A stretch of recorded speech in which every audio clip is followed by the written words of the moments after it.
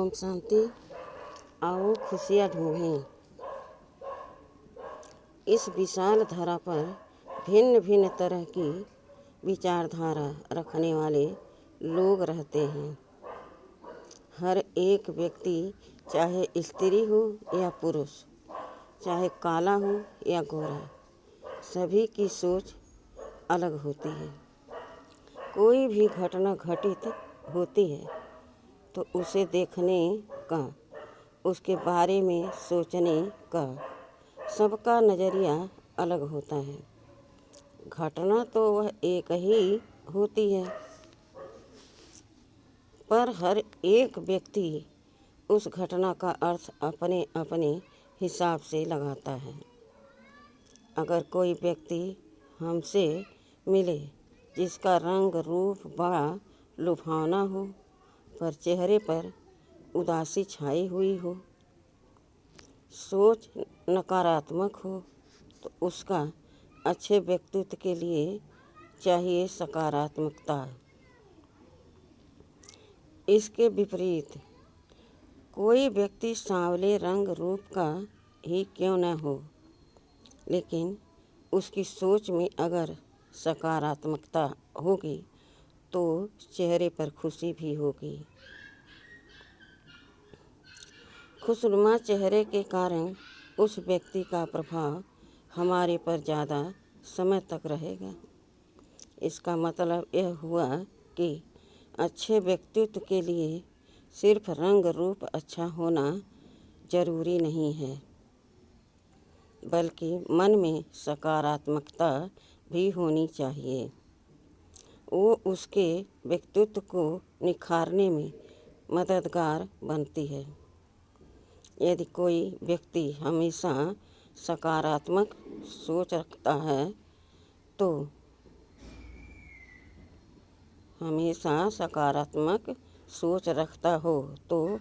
वृद्धावस्था में भी जवान एवं खुशनुमा दिखाई देगा। उसके चेहरे पर हमेशा नई उम्मीदें नई नज़र आएंगी।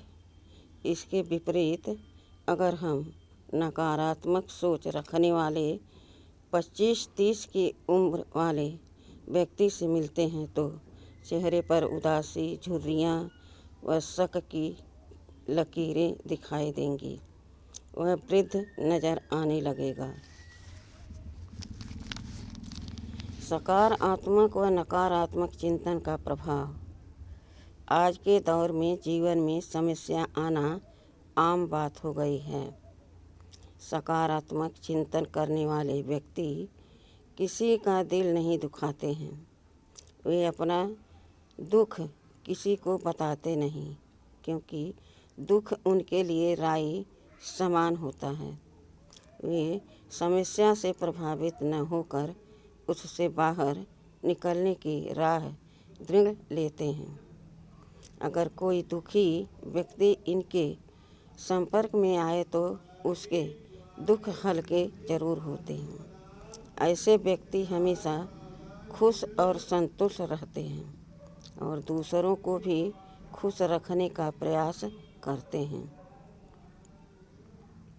नकारात्मक चिंतन करने वाले व्यक्ति के आसपास हमेशा नकारात्मक एनर्जी फैली हुई रहती है। उसका आभा मंडल हमेशा नकारात्मकता से भरा हुआ होता है। न तो वो खुद खुश रह सकता, न दूसरों को खुशी दे सकता। ऐसे व्यक्ति के चेहरे पर हमेशा गुस्सा, टेंशन, उदासी ही नज़र आती है। खुशी उनसे कोसों दूर भागती है। ऐसे व्यक्ति हमेशा अपनी छोटी छोटी परेशानियां सबको बताते रहते हैं, उनका ही चिंतन करते रहते हैं। इस कारण उनको छोटी परेशानी भी पहाड़ नज़र आती है। वे हमेशा नसीब को कोसते रहते हैं, अन्य व्यक्ति पर दोषारोपण करते रहते हैं। इस कारण समस्या से बाहर आने के बजाय और ही उसमें फंसते जाते हैं। सकारात्मक आभामंडल का प्रभाव। आध्यात्मिक अध्ययन करने वाले योगी तपस्वी या नवधा भक्ति करने वाले व्यक्ति का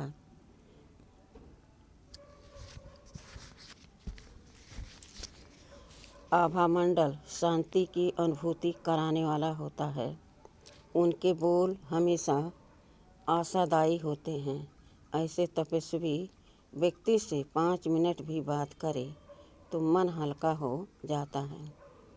कभी कभी उसके बोल वरदान साबित हो जाते हैं। ये सब उसके सकारात्मक आभामंडल का प्रभाव है। निरंतर सकारात्मक चिंतन करने से हमारा आभामंडल पॉजिटिव बन जाता है और संबद्ध संपर्क में आने वालों को हमारी पॉजिटिव एनर्जी महसूस होती है। सुख या दुख सोच विचार पर निर्भर।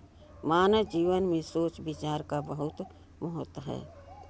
सुख या दुख सोच विचार पर निर्भर होता है। आइए एक उदाहरण से जानेंगे हम। विशाल की माँ ने उसे दुकान से शक्कर लाने के लिए कहा। विशाल शक्कर लाने के लिए मोटरसाइकिल की चाबी लेता है, परंतु पास जाकर पता चलता है कि टायर पंचर है। अगर विशाल सकारात्मक चिंतन करे तो कहेगा कि कोई बात नहीं, दुकान ज़्यादा दूर नहीं है, पैदल जाकर शक्कर ले आता हूँ। इस बहाने टहलना भी हो जाएगा। अगर विशाल नकारात्मक चिंतन करेगा तो कहेगा इस टायर को भी अभी पंचर होना था, मेरा नसीब ही खराब है, अब पैदल ही जाना पड़ेगा। मुरझाया हुआ चेहरा लेकर शक्कर लेने जाएगा। घटना एक ही है, पर चिंतन का परिणाम अपनी मानसिकता पर अच्छा बुरा पड़ता है। इस कारण हमें सुख और दुख की महसूसता होती है। कई बार हम भोलेपन में अपनी परेशानी किसी को बता तो देते हैं, पर सामने वाला व्यक्ति उस बात को अपने अंदर समा नहीं पाता है। वो हमारे दुख परेशानी को मिठाई बनाकर सबको बांटेगा। इससे हमारे आसपास दुख की लहरें आनी शुरू होती हैं और हम परेशानी से बाहर आने के बजाय और ही उसमें फंसते जाते हैं। इसलिए अपनी परेशानी हमेशा सकारात्मक चिंतन करने वाले व्यक्ति को ही बतानी चाहिए। अगर कोई ऐसा व्यक्ति हमारे आसपास न हो तो भगवान को बताएं। अपने आंसू सिर्फ भगवान के आगे ही गिराने चाहिए, दुनिया वालों के सामने नहीं। अगर आप भगवान को नहीं मानते तो एक कागज़ पर अपनी परेशानी लिखें और कागज़ को फाड़कर फेंक दें या फिर किसी पेड़ को बताएं। आपका मन हल्का हो जाएगा। मन हल्का होने पर शायद आपको कोई रास्ता मिल जाए। इन सबसे अच्छा तो यही है कि आप खुद ही सकारात्मक चिंतन करना शुरू करें, तो परेशानी आपको राई समान लगने लगेगी। ये आदत आपको अपने मन में लगानी होगी। ये एक ही दिन में नहीं होता, इसके लिए निरंतर प्रयास की आवश्यकता है। यह प्रयास जीवन में खुशहाली लाएगा। फिर दिल यही गाएगा, खुशी के रंगों से रंगा जीवन मेरा, रंगीन जहाँ रंगीन नजारा। राजयोग द्वारा प्राप्त हुई एकाग्रता, पृष्ठ 17 का शेष भाग। करते अब शरीर से डिटैच होना सहज हो गया है। 1 मिनट में देह के संबंध भौतिक वस्तुओं से परे होकर परम धाम की गहरी अनुभूति प्राप्त करने का सौभाग्य मुझे प्राप्त हो रहा है। बाबा मुझे दिन प्रतिदिन गहरे अनुभव करा रहे हैं। मन को अपने मुताबिक मोड़ने की कला प्राप्त हुई है। मैं यही सोचता हूँ, इस ज्ञान और अनुभव के बिना मनुष्य का जीवन अधूरा है। हर मनुष्य के लिए इस ज्ञान और युग को समझना और गहराई से अनुभव करना परम आवश्यक है। तभी मनुष्य होने का उपदेश सफल हो सकेगा। अंत में ज्ञान प्रदान करने हेतु मुझे चुनने के लिए प्यारे शिव बाबा का लाख लाख शुक्रिया। सदा यह सोचो, जो हुआ उसमें कल्याण है। अच्छा, ओम शांति।